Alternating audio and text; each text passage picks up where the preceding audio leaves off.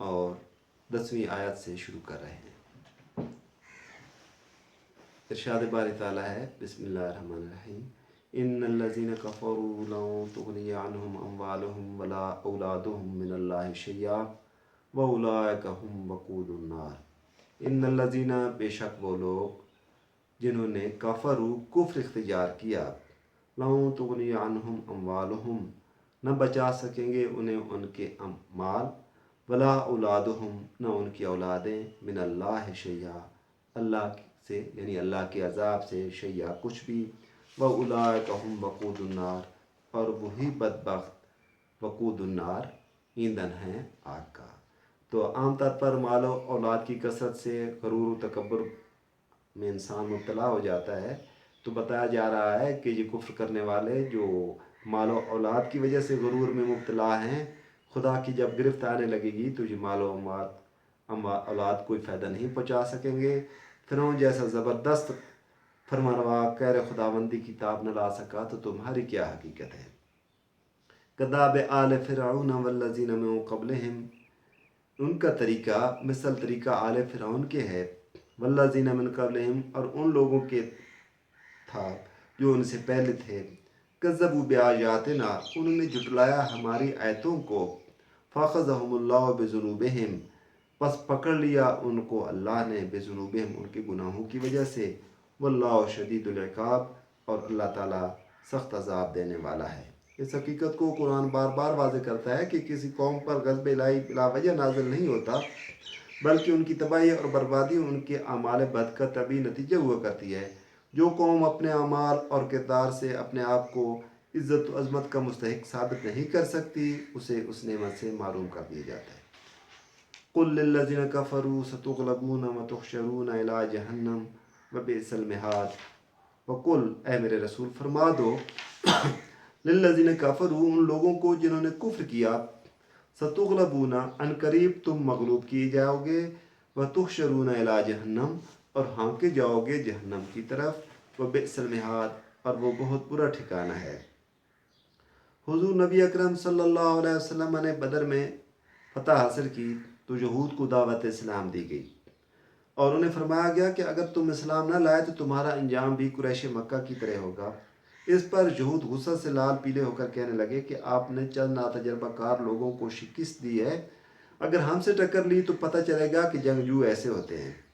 ان کی اس گستاخانہ گفتگو کے جواب میں یہ آیت نازل ہوئی، اور اللہ تعالیٰ نے اپنے محبوب صلی اللہ علیہ وسلم کو حکم دیا کہ وہ یہود کی شکست اور رسوائی کا اعلان پہلے سے ہی فرما دیں۔ تو وہ واقعی مغلوب ہوئے تو انہیں پھر حتیٰ کہ حضرت فاروق اعظم رضی اللہ عنہ کے زمانے میں پورے عرب کو ان سے پاک کر دیا گیا، انہیں وہاں سے دیس نکال دے دیا گیا۔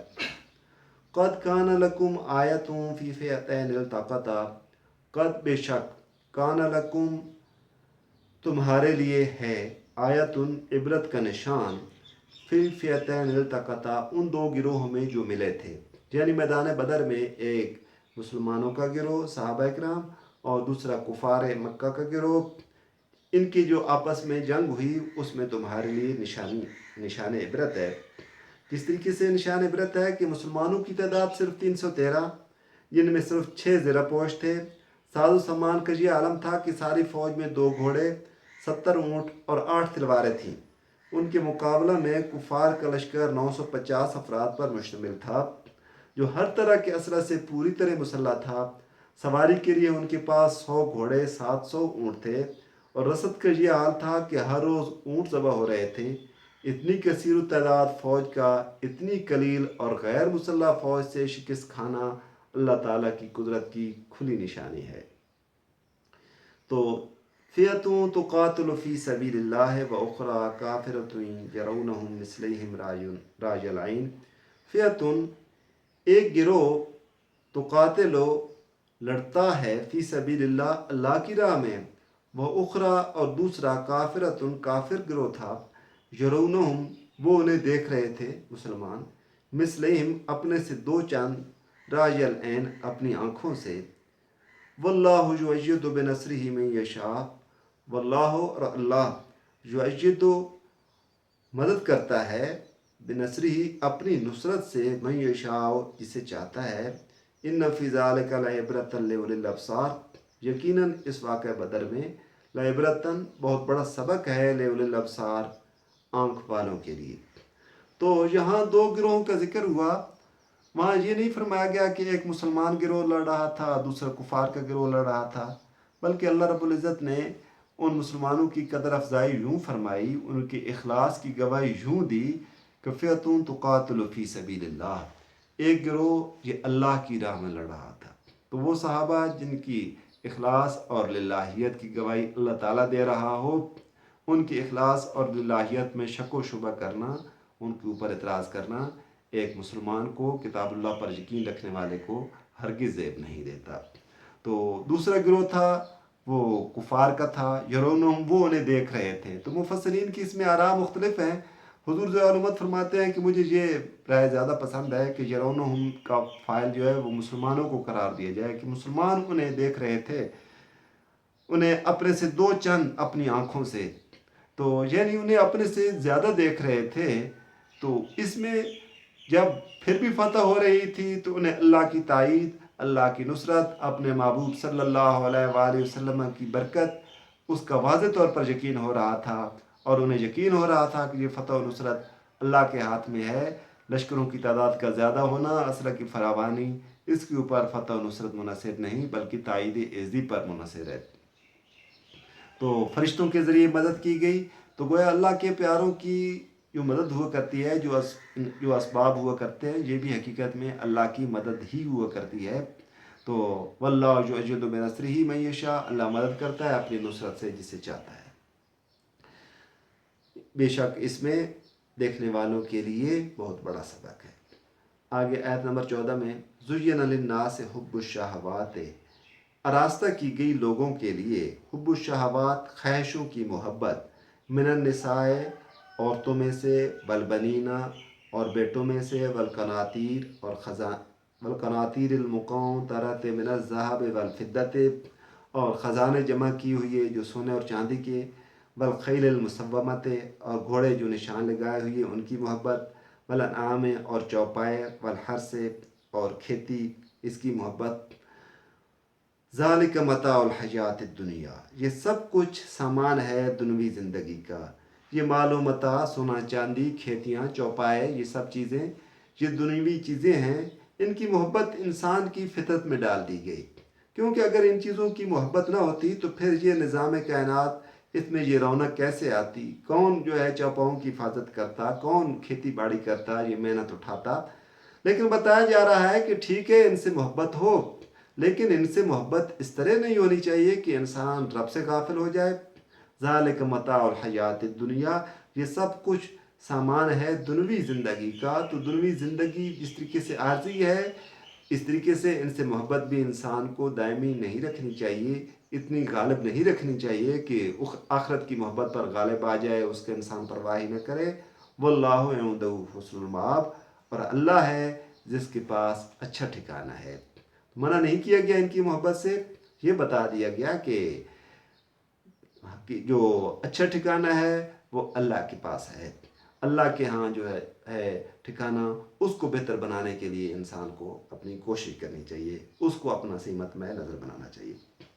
कुल, ए प्यारे रसूल फरमा दीजिए, अगली आयत में है, कुल फरमा दीजिए, अउनब्बिउकुम, क्या मैं बताऊँ तुम्हें, बिखैर मिन ज़ालिकुम, इससे भी बेहतर चीज़, लिल्लज़ीन इत्तक़ौ इंद रब्बिहिम जन्नातुन तजरी मिन तहतिहल अनहार खालिदीन फ़ीहा वअज़वाजुम मुतहहरतुन व रिज़वानुम मिनल्लाह वल्लाहु बसीरुम बिल इबाद।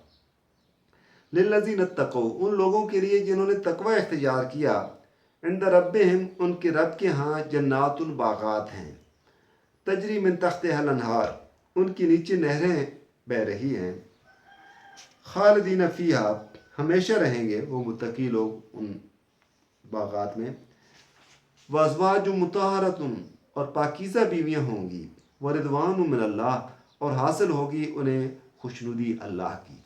सबसे बड़ी कामयाबी और एक बंदा मोमिन का मतला नज़र यही होता है कि अल्लाह की रज़ा हासिल हो जाए।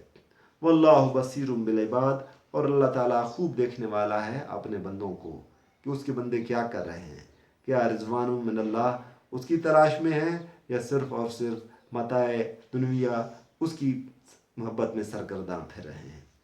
وہ یہ متقین کون سے لوگ ہیں؟ الذین یقولون، یہ وہ لوگ ہیں جو کہتے ہیں ربنا، اے ہمارے رب، اننا آمنا، بے شک ہم ایمان لائے، فاغفر لنا ذنوبنا، تو معاف فرما دے ہمارے لیے ہمارے گناہوں کو، وقنا عذاب النار، اور بچا لے ہمیں آگ کے عذاب سے، الصابرین والصادقین والقانتین والمنفقین والمستغفرین بالاسحار۔ آیت نمبر 17 میں ہے کہ الصابرین صبر کرنے والے ہیں مصیبتوں میں، والصادقین سچ بولنے والے ہیں ہر حالت میں، تکیہ بازی سے کام نہیں لیتے ہیں، والقانتین اور عاجزی کرنے والے ہیں، والمنفقین اور خرچ کرنے والے ہیں راہ خدا میں، والمستغفرین بالاسحار اور سحری کے وقت اپنے گناہوں کی معافی مانگنے والے ہیں۔ تو اگلی آیت مبارکہ میں ہے شہد اللہ انہ لا الہ الا ہو، شہادت دی اللہ نے اس بات کی کہ بے شک نہیں کوئی خدا سوائے اس کے، والملائکۃ اور یہی گواہی دی فرشتوں نے، واولو العلم اور اہل علم نے، قائما بالقسط کہ وہ یہ بھی گواہی دی کہ قائم فرمانے والا ہے عدل و انصاف کو، لا الہ الا هو العزیز الحکیم، لا الہ نہیں کوئی معبود، الا سوائے، هو العزیز الحکیم اس کے جو وہ عزیز غالب ہے، الحکیم حکمت والا ہے۔ تو یہاں اللہ تعالیٰ نے گواہی دی کہ اس کے سوا کوئی معبود نہیں، دنیا کی سب سے بڑی صداقت کی گواہی یہ ہے، فرشتوں نے بھی گواہی دی، تو ساتھ جو ہے اولو العلم ان کو بھی ذکر کر دیا گیا کہ انہوں نے بھی گواہی دی کہ اللہ کے سوا کوئی معبود نہیں، قائما بالقسط وہ قائم فرمانے والا ہے عدل کو۔ تو قائما بالقسط اس کا تعلق اس طریقے سے بھی ہے کہ شاہد اللہ اللہ کو حال قرار دیا جائے، اور قائما بالقسط کو اس کا ذوالحال کا حال قرار دیا جائے، تو پھر مفہوم یہ ہوگا کہ اللہ جو کہ عدل کو قائم فرمانے والا ہے اس نے گواہی دی کہ اس کے سوا کوئی معبود نہیں، اور ملائکہ نے اور اولو العلم نے گواہی دی۔ تو اس کا یہ بھی ہو سکتا ہے کہ لا الہ الا ہو میں ہوا کو ذوالحال قرار دیا جائے اور قائما بالقسط کو اس سے حال قرار دیا جائے، تو اس صورت میں مشہود بھی ہی کہ یہ جو حال بن رہا ہوگا کہ اللہ نے گواہی دی کہ انہ لا الہ الا ہو کہ نہیں کوئی معبود سوائے اس کے، اس حال میں کہ اللہ کی ذات عدل کو قائم فرمانے والی ہے، اس کی اللہ نے گواہی دی، اور ملائکہ نے اور اہل علم لوگوں نے۔ تو اگلی آیت مبارکہ ہے 19 نمبر، ان الدین عند اللہ الاسلام وما اختلف الذین اوتوا الکتاب الا من بعد ما جاءهم العلم بغیا بینہم ومن یکفر بآیات اللہ فإن اللہ سریع الحساب۔ ان الدین عند اللہ الاسلام، بے شک دین اللہ تعالیٰ کے نزدیک صرف اسلام ہی ہے، اللہ کے نزدیک مقبول دین صرف اسلام ہی ہے۔ اسلام اس بات کا تقاضا کرتا ہے کہ اللہ کو وحدہ لا شریک مانا جائے، اللہ کی نازل کردہ کتابوں کے اوپر ایمان لایا جائے، اللہ کے رسولوں پر ایمان لایا جائے۔ تو اللہ کے نزدیک مقبول دین صرف اور صرف اسلام ہی ہے۔ کوئی اللہ کی نازل کردہ کتاب کو تسلیم نہ کرے، قرآن پاک کو، تو کہے کہ میں اس طریقے سے بچ جاؤں گا تو میرا یہ دین مقبول ہو جائے گا، یہ بات درست نہیں۔ رسول اللہ صلی اللہ علیہ وسلم پر ایمان نہ لائے اور کہے کہ میں تورات و زبور کو مانتا ہوں، انجیل کو مانتا ہوں، تو وہ بھی بات قابل قبول نہیں ہوگی۔ اور وَمَا اخْتَلَفَ الَّذِينَ اور نہیں جھگڑا کیا ان لوگوں نے، الَّذِينَ اوتوا الکتاب جن کو دی گئی کتاب، الا من بعد جاءہم العلم مگر بعد اس کے کہ آ گیا ان کے پاس صحیح علم، بغیا بینہم مگر وجہ یہ تھی کہ بہمی حسد کی وجہ سے تھا۔ تو یعنی یہ جو مختلف فرقے آپ کو نظر آ رہے ہیں یہ اس وجہ سے نہیں کہ لا علمی ہے، بلکہ انہیں الا من بعد ما جاءہم العلم یہ اس وجہ سے جھگڑا ہے کہ ان کے پاس علم آ گیا ہے، بغیا بینہم آپس میں حسد کی وجہ سے یہ ایسا ہوا۔ ومن یکفر بآیات اللہ اور جو انکار کرتا ہے اللہ کی آیتوں کا، فإن اللہ سریع الحساب تو بے شک اللہ تعالیٰ بہت جلد حساب لینے والا ہے۔ فَإِنْ حَاجُّوكَ اگلی آیت پہ 20 نمبر، فَإِنْ حَاجُّوكَ پھر اب اگر اب بھی حاجو کا وہ جھگڑا کریں آپ سے، فقل اسلمت وجہی للہ ومن اتبعن، تو آپ کہہ دیجئے اسلم تو میں نے جھکا دیا وجہیہ اپنا سر، للہ اللہ کے سامنے، ومن اتبعنے اور جنہوں نے میری پیروی کی۔ ہم لوگ اللہ کے حکم کے سامنے سرنگو ہیں، تم لوگ ہٹ دھرمی پر ضد پر تلے ہوئے ہو تو تمہاری مرضی ہے۔ وَقُلْ لِلَّذِينَ أُوتُوا الْكِتَابَ وَالْأُمِّيِّينَ أَأَسْلَمْتُمْ، وَقُلْ اور فرما دیجئے، لِلَّذِينَ أُوتُوا الْكِتَابَ ان لوگوں سے جن کو کتاب دی گئی، وَالْأُمِّيِّينَ اور ان پڑھوں سے، أَأَسْلَمْتُمْ کہ کیا تم اسلام لائے؟ فَإِنْ أَسْلَمُوا پس اگر وہ اسلام لے آئیں، فَقَدْ اهْتَدَوْا تو وہ ہدایت پا گئے۔ وَإِنْ تَوَلَّوْا اور اگر منہ پھیر لیں، فَإِنَّمَا عَلَيْكَ الْبَلَاغُ تو آپ کی ذمہ تھا کہ آپ پیغام پہنچا دیں جو آپ نے پہنچا دیا۔ واللہ بصیر بالعباد اور اللہ خوب دیکھنے والا ہے